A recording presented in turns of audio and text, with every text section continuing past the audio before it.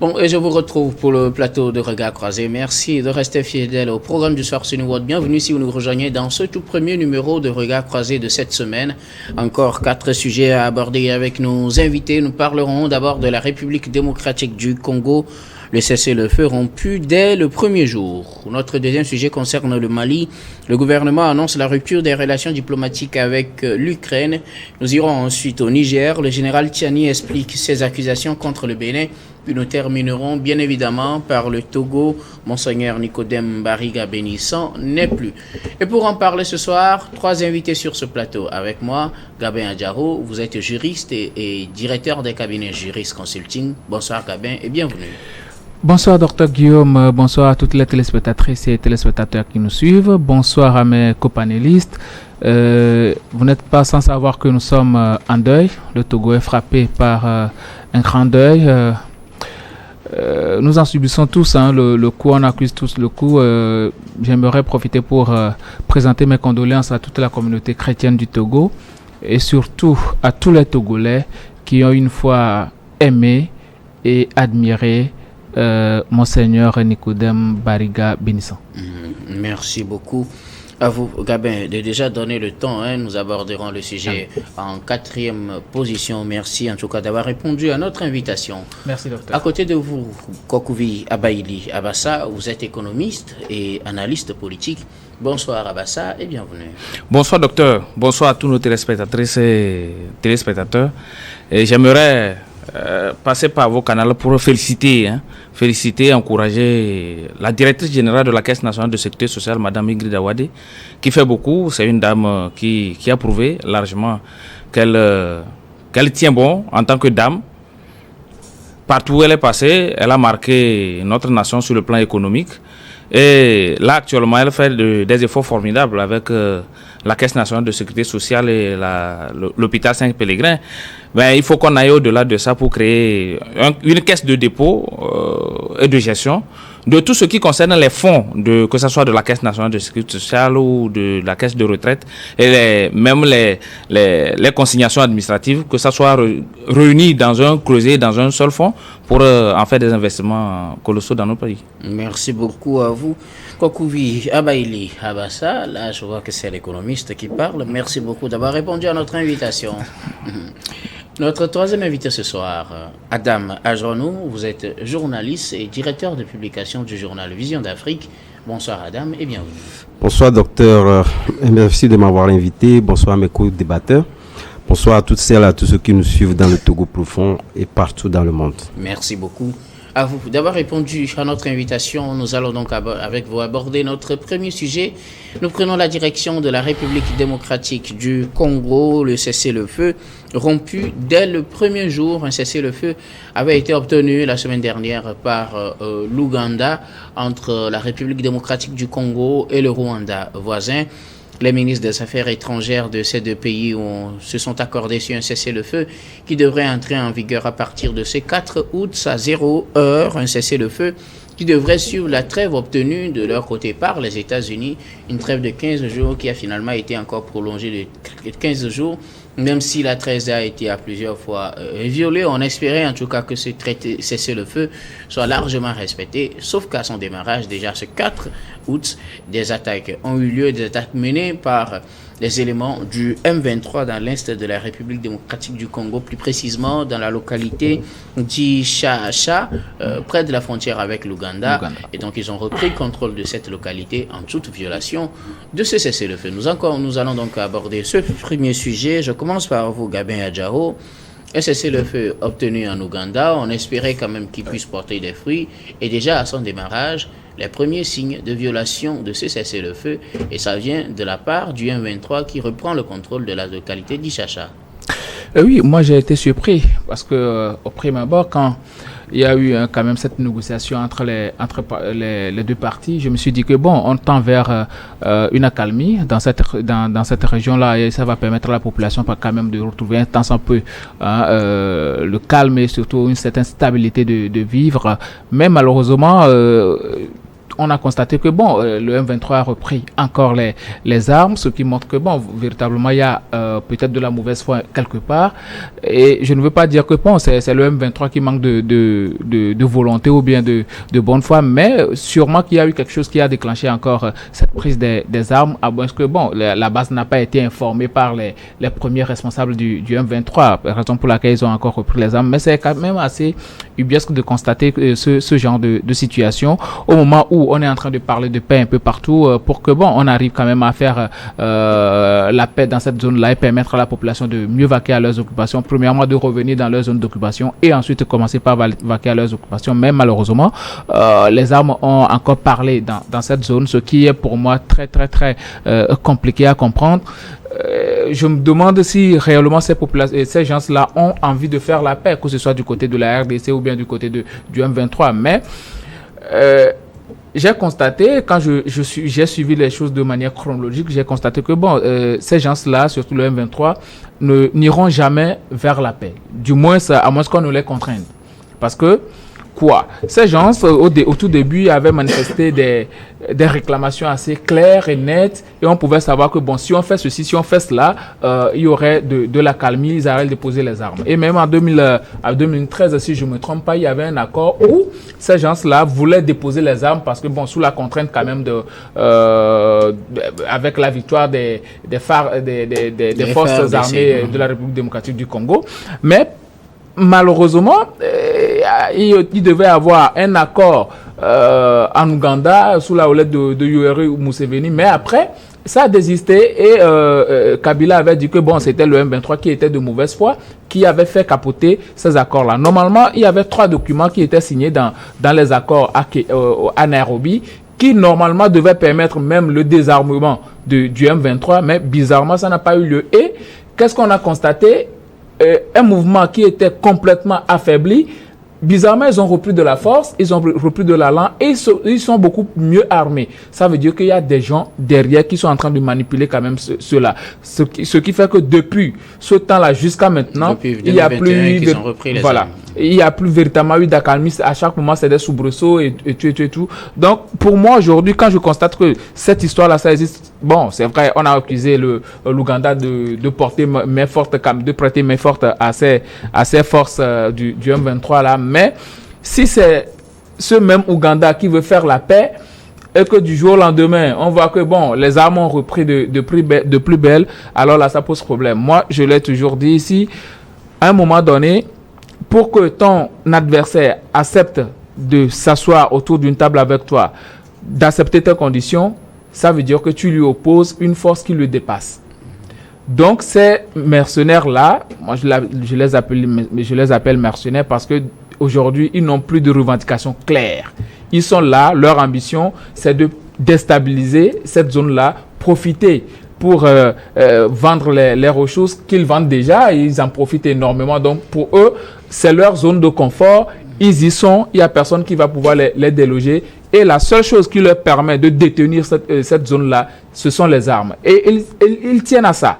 Ils tiennent à ça. Tant qu'on ne va pas leur proposer quelque chose de plus élevé, plus que ça, ils ne vont jamais accepter de laisser cette zone-là. Et je pense que Tshisekedi et ses hommes aujourd'hui doivent tout faire pour peut-être trouver des accords avec des personnes ou bien des pays assez importants, équipés, pour opposer des forces plus importantes au M23 que ce qu'ils font actuellement, parce que actuellement le M23 se sent en position de force et tout ce qu'ils font, c'est de faire en sorte que on accepte leurs conditions. Merci beaucoup à vous, Gabin. Alors, les rebelles du M23 ont repris les armes alors que devrait normalement entrer en vigueur l'accord de cessez-le-feu obtenu avec l'Angola, un accord obtenu fin juillet dernier entre la ministre des Affaires étrangères du Rwanda et de la République démocratique du Congo. Est-ce parce que des délégués du M23 n'ont pas été associés à cet accord qu'ils peuvent dire aussi que peut-être ils ont trouvé un accord avec le Rwanda, pas avec eux, qui reprennent les armes? Qu'est-ce qui explique cette reprise des armes par les rebelles du M23 au moment où l'accord de cessez-le-feu devrait entrer en vigueur justement ce 4 août? Donc, vous savez, moi je pense que c'est une question de communication qui a manqué. pour la simple et bonne raison que ceux qui sont entendus sur les accords l'ont beaucoup plus exprimé tout de suite sans véritablement avoir des gages qui puissent les amener à véritablement s'assurer qu'il y aura véritablement donc une trêve. C'est-à-dire au-delà de que tout, le Rwanda n'a pas offert de garantie qu'il veillera au respect de l'accord, que la RDC n'a pas offert de garantie qu'elle veillera au respect de l'accord. Au niveau de l'État, parce que lorsqu'on parle de rebelles, ça veut dire quand même nous avons en face des gens qui se sont donc révoltés contre un autre établi juridiquement. Donc, quelque part, vous l'avez dit, lorsque vous parlez du M23, on ne peut pas parler de garantie d'accord au moment où nous savons quand même qu'une partie de ceux-là qui sont partie prenante de ces accords-là ne soient pas associés. Donc, du coup, vous convenez avec moi que nous sommes en face, en tout cas, d'une trêve qui n'a pas des racines assez profondes. Donc, naturellement, lorsque vous n'avez pas des garanties suffisantes pouvant vous amener à véritablement comprendre qu'il y aura donc une trêve. Or, il y avait déjà des gens qui sont même allés au-delà, parler du retour, etc. Commencer par parler du fait qu'avec cet accord-là, on arriverait véritablement tout à fait. Voilà. Or, vous n'avez pas de garanties suffisantes. Donc, moi, je me dis quelque part que toutes les trêves que nous avions connues qui ont capoté sont liées fondamentalement au fait que c'est un vœu de tous ces parties prenantes là de pouvoir arriver donc à ces garanties là. Mais au même moment, lorsque vous voyez en face que nous avons donc des groupes rebelles dont les revendications sont plus ou moins lointaines des revendications habituelles des deux États qui sont en réalité ceux qui au regard des souffrances donc des populations sont pressés de pouvoir avoir donc ces garanties, ces accords là pour réellement donc assouvir un tant soit peu les peines de la population. Donc tout de suite, lorsque deux de ces accords, deux de ces États-là s'entendent, on tend à pouvoir donc les clamer plus haut. On sait pertinemment qu'il y a un troisième larron qu'il faut donc associer, qu'on n'a pas naturellement. Et donc en face, en tout cas pour ceux qui savent lire certains principes généraux liés donc au conflit, ça véritablement que ce sont des accords qui ne vont pas durer assez longtemps. Et on en est là. Mais moi, ce qui m'inquiète énormément, c'est justement le fait que lorsque vous prenez aujourd'hui le M23 avec sa puissance de force, Gabin le disait tantôt, et que lorsque on voit le M23, ça voudrait dire qu'il y a des mecs cachés derrière qui les soutiennent. Ben, naturellement, il n'y a jamais eu de groupes armés dans aucun pays qui n'a jamais eu de soutien. Vous ne pouvez pas résister. Ça n'existe nulle part. Donc ces soutiens-là sont là. Et les gens savent. Au même moment, ceux qui viennent nous jouer donc aux pompiers, etc., on sait véritablement que c'est parmi eux qui se trouvent dans des soutiens. Mais ça veut dire quelque part qu'il y a de l'hypocrisie. Lorsque vous prenez le M23, que ce soit l'Ouganda et autres, il y a de l'hypocrisie derrière. Donc, quelque part, il n'y a pas de sincérité. C'est en fait ce qui conduit aujourd'hui qu'on puisse donc arriver à des accords qui ne tiennent pas. Voilà. Merci beaucoup à vous, Adama Djronou. Kokoui Abaili Abassa, le M23, d'une certaine manière, rompt l'accord de cessez-le-feu trouvé entre le Rwanda et la République démocratique du Congo, un accord qui doit permettre, comme le disait tout à l'heure Adam, à ce qu'on réinstalle les populations déplacées, à ce qu'on obtienne une certaine accalmie et qu'on fasse des actions humanitaires à partir de ce 4 août. Et c'est justement à la date de début de ce cessez-le-feu que le M23 a choisi de reprendre le contrôle de la localité d'Ishacha, près de la frontière avec l'Ouganda, à l'est de la République démocratique du Congo. Vous savez, c'est un accord qui est devenu caduque déjà même avant sa signature. Oui, avant sa signature. Pourquoi? Les gens ont saboté l'accord. Le Congo a promis quoi au Rwanda pour avoir cet accord? Il faut dire que quand même l'accord a été signé entre les deux ministres des Affaires étrangères. Oui. Le ministre des Affaires étrangères du Congo, la ministre des Affaires étrangères du Congo et le ministre des Affaires étrangères du Rwanda. Le M23 n'a pas été associé. Le M23 qui est le groupe terroriste dans la zone n'a pas été associé à cette négociation. Comment vous voulez négocier entre vous? Les deux pays n'ont pas jugé d'anéantir le M23, mais demandent plutôt à ce qu'il y ait un cessez-le-feu, que les armes ne crépitent plus dans la zone. Mais vous n'associez pas ces personnes ceux qui sont les forces du mal, vous ne les associez pas à cet accord. Généralement, on prend le Rwanda comme étant le parrain du M23, que c'est le Rwanda qui arme le M23 qu'il soutient. Donc, normalement, si le Rwanda donne sa parole, il la donne en prenant en compte la position du M23 et en veillant à ce qu'elle soit respectée par le M23, normalement. Le Rwanda est doté, sauf que le Rwanda n'a jamais accepté de soutenir le M23. Justement. Donc, qu'est-ce qui prouve que même s'ils donnent des garanties, bon, ils vont donner des garanties sur quelle base? Cela veut dire que, bon, officiellement, ils n'ont pas reconnu, donc ils ne peuvent pas donner de garantie. Ça, c'est le premier point. Le deuxième point, c'est que ils ont accepté les deux parties, c'est-à-dire que le Rwanda et le Congo oui. se sont mis d'accord d'anéantir le FDLR. Oui. Et c'est le gage que le Congo a donné au Rwanda pour que cet accord soit signé. Alors que nous savons que le FDLR, ce sont les miliciens Hutus oui. qui sont, comme on a dit, du côté rwandais. Donc, les Rwandais craignent vraiment que ces personnes reviennent les attaquer. Maintenant, pour anéantir les forces de M23, ils ont accepté quand même qu'ils vont quand même finir d'abord avec le FDLR avant d'entamer le M23. C'est ce qui est caché.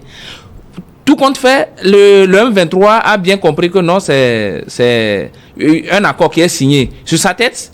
Et peut-être on va l'attaquer plus tard, mais on lui demande de cesser le fait. Pourtant, il n'a même pas été associé à cet accord, donc il n'a rien signé. Puis, il y a certains groupes organisés qui aidaient les forces armées de la RDC, Congo, oui. de la République du Congo. Eux aussi ne sont pas d'accord par rapport à cet accord. C'est là où ça devient beaucoup plus compliqué pour les deux pays. Moi, je pense que lors de cet accord, il devait dire clairement que toutes les forces qui interviennent dans cette zone d'une façon illégale doivent cesser le fait, premièrement, et que les deux pays doivent s'engager à anéantir les forces du mal qui sont dans la zone.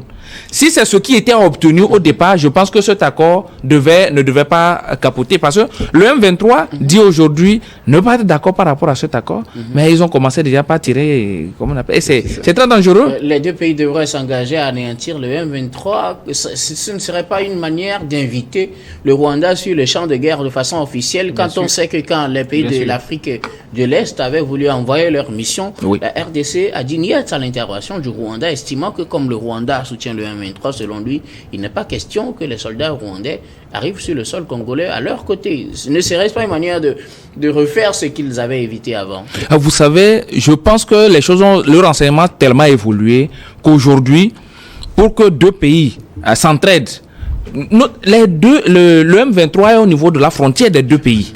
Cela veut dire que les deux doivent s'entraider en matière de renseignement et en matière de frappe de feu sur le terrain. Et là, si vraiment les deux s'accordent réellement à cesser le feu, puisqu'ils ont accepté quand même anéantir le FDLR. Oui. Donc ils devaient normalement aussi accepter anéantir le M23 qui est ce qu'on dit le bras armé obscur du Rwanda au niveau du Congo, et le FDLR aussi qui était considéré normalement comme le bras armé du Congo qui s'apprête à affronter, comment on appelle, à attaquer le Rwanda. Merci beaucoup. Juste un mot. Je me dis aujourd'hui, lorsque vous prenez la RDC, tend donc à minimiser en réalité dans ce conflit. Lorsque vous voyez le M23, la RDC, oui. Le M23 qui cherche aujourd'hui à s'affiler ou à affiler d'autres groupes armés dans la région, ça voudrait dire quelque part qu'on ne sait pas, c'est véritable saut dans l'inconnu. Je pense que la RDC devait encore plus repenser cette lutte-là, sinon ce qui se trame au niveau de la RDC est beaucoup plus redouté que nous le croyons. Notamment l'alliance du fleuve du Congo, qui regroupe tous les M23 et beaucoup de groupes armés. C'est très dangereux pour le Congo. Merci beaucoup à vous pour vos contributions. Nous allons marquer la première pause, puis on reviendra juste après pour la suite de cette émission.